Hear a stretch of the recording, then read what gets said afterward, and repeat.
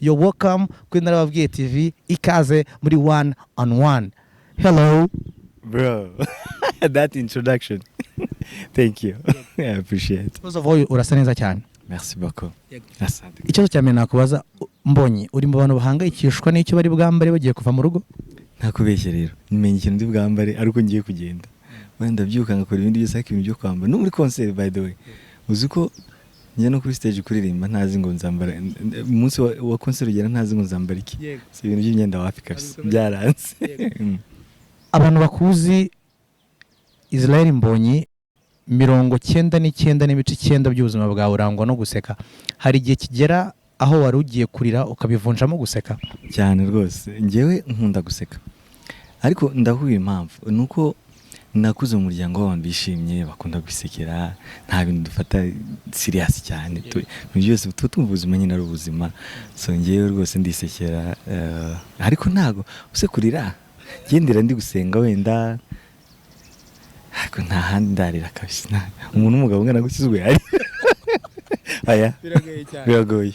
Impamvu ndari mvuze gutyo, mvuga ko useka kenshi ahari kurira ugahita ubivunjamo ibitwenge. Of course iyo ugiye muri Tanzania sale ikuzura, iyo ugiye muri Kenya bikabuko, Uganda bikabuko, ntiturakubondorera ku rubyiniro cya stage. Emotionally yes, exactly. Mba ndi guseka kabisa. I think wasanga ariko expressing amarangamutima yanjye, ndaseka kabisa. Now nakarize wenda kubera ibyishimo ariko ngaseka. Tukanibyo. Ku bantu bakuzi na mu indirimbo zawe ubu nabivuga kenshi, indirimbo zawe zose zifite impamvu, ubutumwa Imana ashatse kukunyuzamo.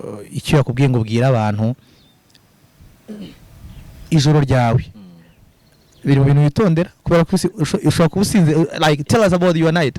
No ku gitanda cyanjye habaganuka kajende, iyo mbyukanye kana nago kirirwa ndara nagashize ku murongo kabisa. Ariko ijoro ryanjye ni ryiza, ndarikunda kubera ko ngirirwa mu mugisha n'ukuri wo gusurwa, ndarota cyane, kandi rimwe na rimwe nkarota ibintu bimfitiye umumaro rwose. Imana impa message, mbasha kubona direction nshyashya, hari iyo namashaka gufata nk'umwanzuro, nasenga nkaryama numva niteguye nk'ikintu, nkumva ko kiraba, nkumva wenda Imana impaye umurongo ukwiye, antuka ijoro ryenda ryubaha.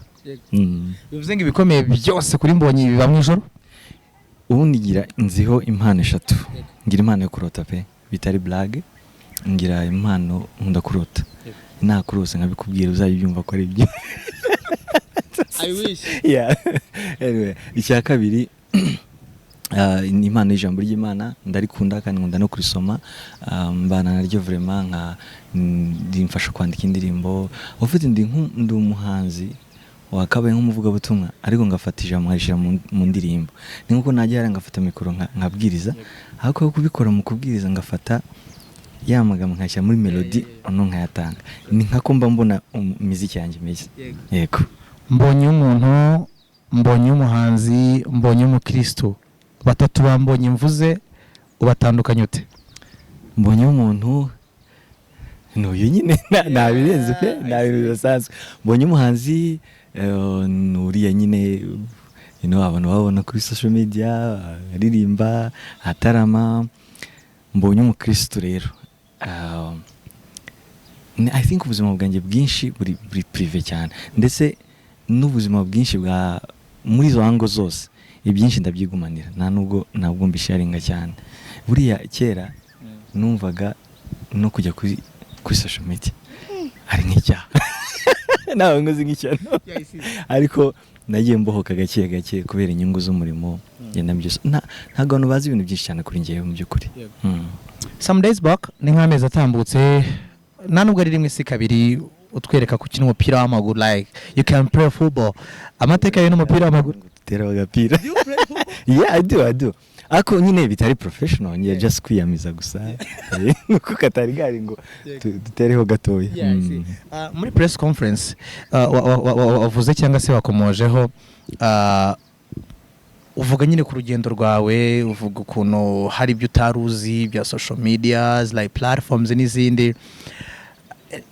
Bivuze ko aho uzimenyeye byabende indi mpamvu zindi zikwereka ko umurimo w'Imana ugomba kuwukora mu buryo butandukanye burenze ubu cyane rwose kubera urabona twagiye mu isi yiri digital so kera twasohoraga indirimbo ukitwaza udusede nayo nibuka nayo muri Canada nkafite igikapu cy'imyenda ifite n'icyamasede it was so weird ariko ubu ngubu yisohoye karimba abantu bazi ngo barajya kuri YouTube bakabone babazi ngo barajya kuri Instagram bakabone babazi nyine ko bajya ahantu hawe bakakabona so I think ni kuva bino bintu byafunguka nge nabibonyemo inyungu mu buryo butatu inyungu mu kwagura ubwami bw'Imana like kubigeza kure cyane inyungu mu kumfasha gukomeza gukora n'ibindi birushijeho inyungu no kugira ngo nanjye ubwanjye mbe active bimwe impamvu ziza zo gukomeza gukora kubera ko mbaze ngo hari umuntu wicaye aho ngaho arimo arascrollinga gusa akabaga ukaririmba agatavuga kakantu akaba arumvishije ugasanga bimugira umumaro so iyo ni mbese usanga abantu aho bari utarinze nawe uva aho uri it's so good kabisa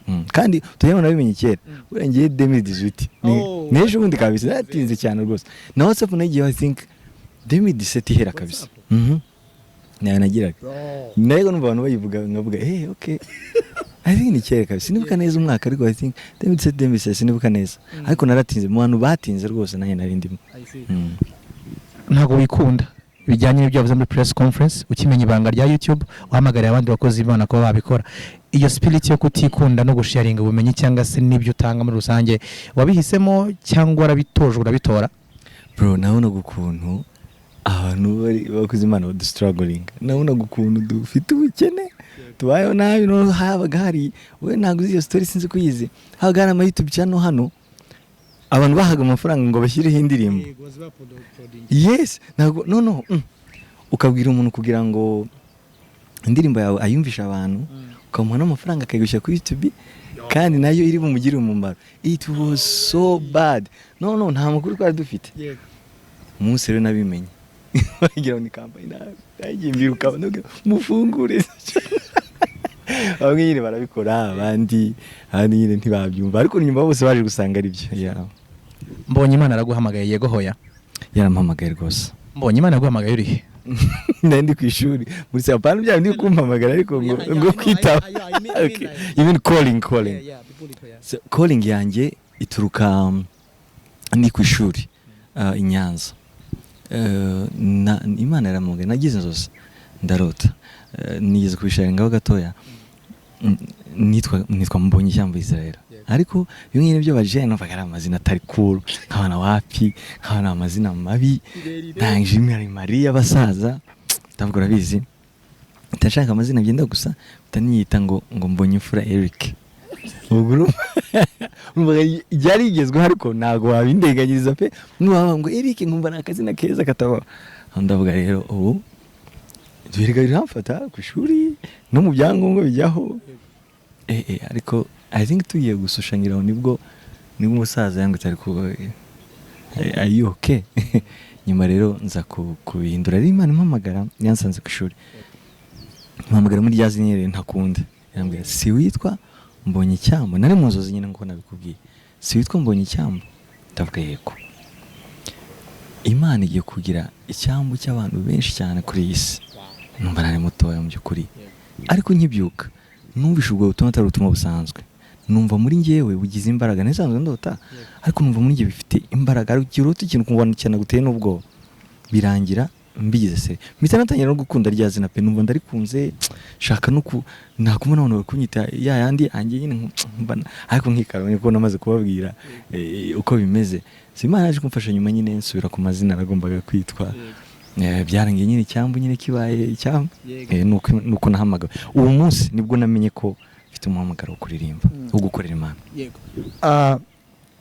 tuba ku isi iriho ibintu bitandukanye ariko abizera Imana ni nayo bundi tunyisibaho Imana ni Imana na Satani afite izina yitwa cyangwa se daimon ko babyita nuko hari moment ugeze ugeramo ukabona Satani ni maraza nguriya nakubonye gato mukwepo ibyo ngiye bihoraho cyane iyo yara Satani se yego ko umuntu agenda akunda Imana arushaho gushaka Imana Satani nawe barahunga arimo arayengereza tu agushakira hano gukubitira so ariko ikintu nkundira Imana nuko the more wegera Imana the more umucyo waguma umurika the more Satani nawe aguhunga ijambo ry'Imana rivuga ngo nimwegera Imana nayo izabegera undi muhunga Satani nawe azabahunga mu yandi magambo rero iyo wegera Imana utuma Satani agenda akujya kuri but he's always somewhere ahantu twarekereje. Iyo ugize ubunebwe gatoya aba ashaka kwataka. Ariko akantu kamwe ngiye nize mu bintu byo gukunda Imana, do not worry about anything else. Wowe gusa shaka Imana tu.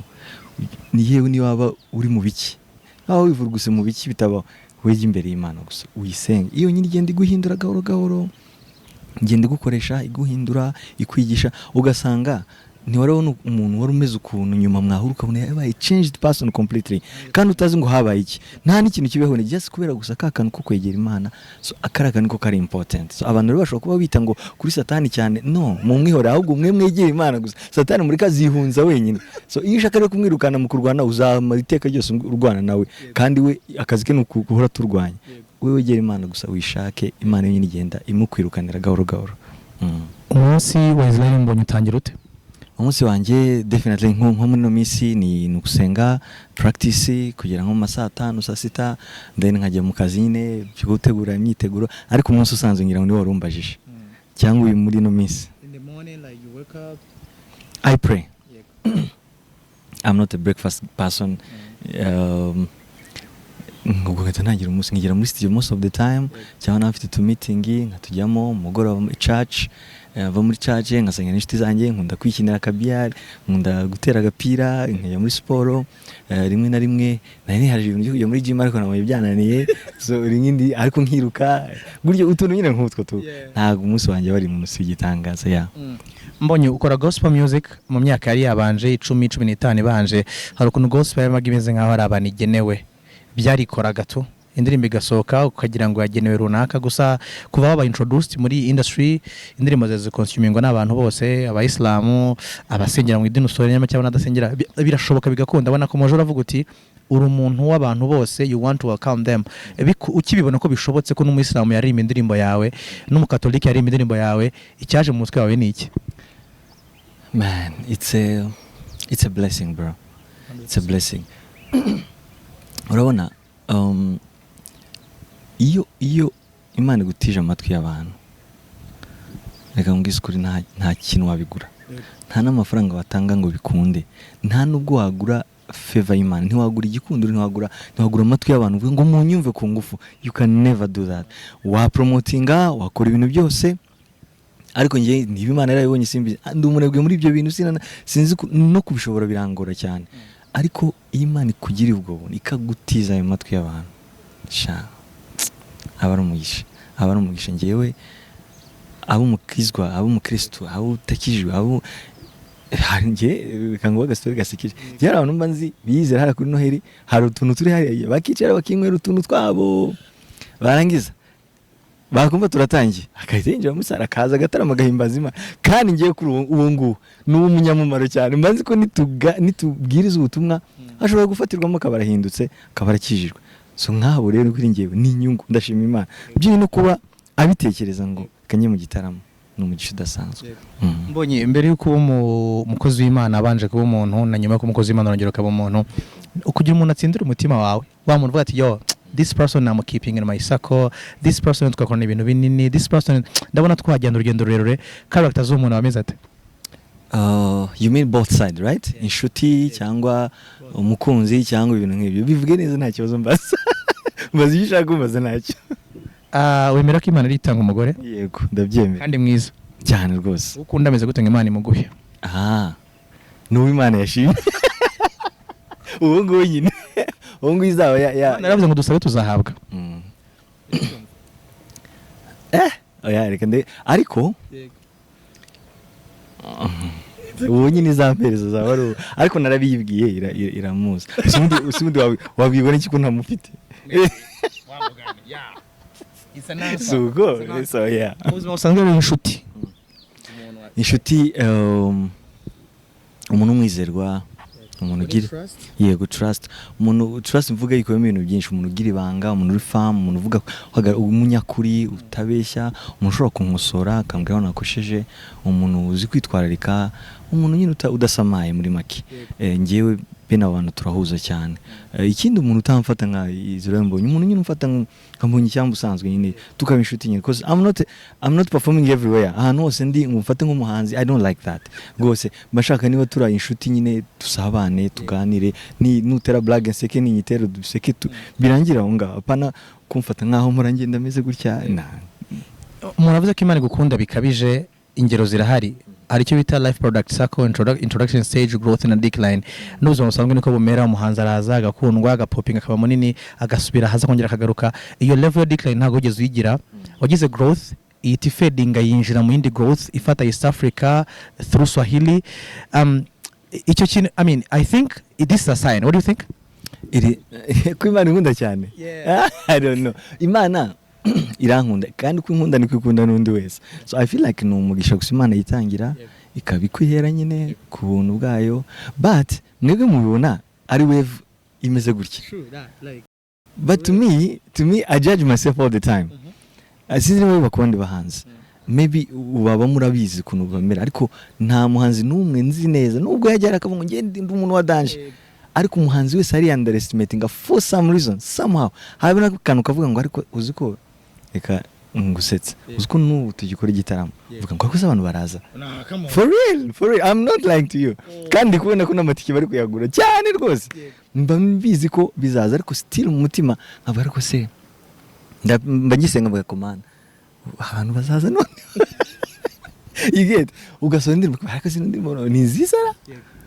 We underestimate ourselves most of the time, ariko kubwanjye numva ari nka sign ya humbleness, numva ari nka sign yo kuvuga ngo maybe I need to do better, ni encouragement. So ntago ndagera kuri level numva ngo ntago nadika ngiye mba numva nyine ni gutya nyine nk'abandi bose, ariko wenda babibona abandi bo bafite uko babijudge. But for me, my journey, I appreciate. Ikintu na appreciating nta pressure ngira, I don't mind rwose.